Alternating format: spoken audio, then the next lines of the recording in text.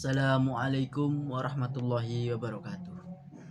Yang terhormat kepada Ibu dosen Yulia Sri Wahyuningsi selaku dosen pengampu mata kuliah Kapita Selekta Dakwah, dan yang saya banggakan teman-teman KPI 3 yang semoga diberikan kerahmatan oleh Allah SWT.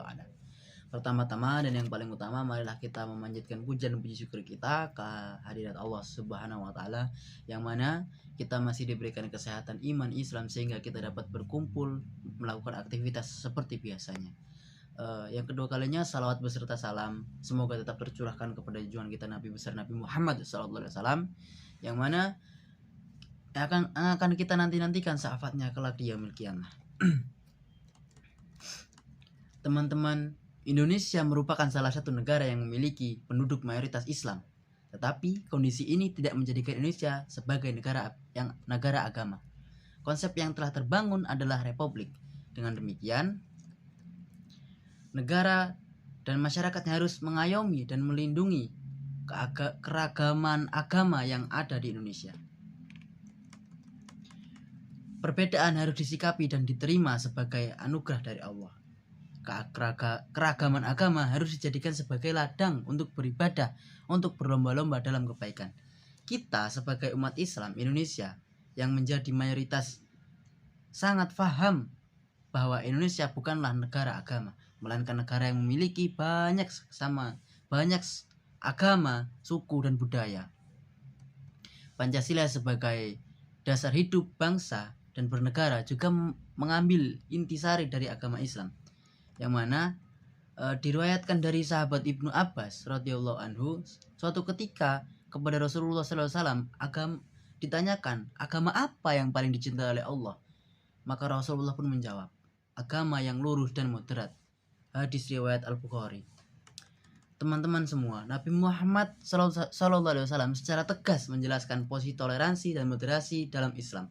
Moderasi, toleransi merupakan esensi Islam. Allah menciptakan manusia untuk dicintai, saling mencintai. Kita mencintai makhluk berarti kita menghargai anugerah atau ciptaan Allah. Kita sebagai umat Islam ataupun penganut agama lain harus berupaya memahami, mengamalkan ajaran masing-masing dalam bingkai masyarakat. Perdamaian dan kemajuan bangsa Indonesia dalam konteks ajaran Islam, toleransi antar agama juga ditegaskan oleh Allah Subhanahu wa Ta'ala, yang mana sebuah ayat menyatakan bahwa lakum dinukum waliyadin, yang mana artinya adalah untukmu agamamu, untukku agamaku. Al-Quran sebagai pedoman pegangan hidup umat manusia, bahkan umat Islam, sangat banyak menceritakan tentang sikap toleransi dan moderasi dalam masyarakat. Semestinya kita memahami pesan-pesan toleransi yang terkandung dalamnya. Selain itu, kita juga sebagai umat Islam sudah seharusnya sadar dan aktif untuk menyampaikan pesan toleransi Al-Quran pada kehidupan bermasyarakat. Dalam menganutnya paham toleransi dan moderasi, maka masyarakat dan generasi muda tidak akan mudah untuk dipengaruhi oleh doktrinasi-doktrinasi yang ekstrim di luar sana, seperti gerakan radikalisme, terorisme, dan lain sebagainya. Bahkan sebagai masyarakat akan menjadi tembok yang sangat kokoh untuk menangkal gejala pendangkalan agama tersebut. Agama tidak mungkin diterima oleh manusia jika di dalamnya mengajarkan umatnya untuk melakukan kekerasan, kebingasan, dan kebatilan. Islam adalah agama yang rahmatan lil alamin, pembawa rahmat bagi seluruh alam. Sudah pasti Islam juga melestarikan perdamaian dimanapun ia berada. Maka dari itu konsep toleransi dan moderasi sudah pasti merupakan salah satu ajaran agama yang telah Allah turunkan kepada Rasulnya.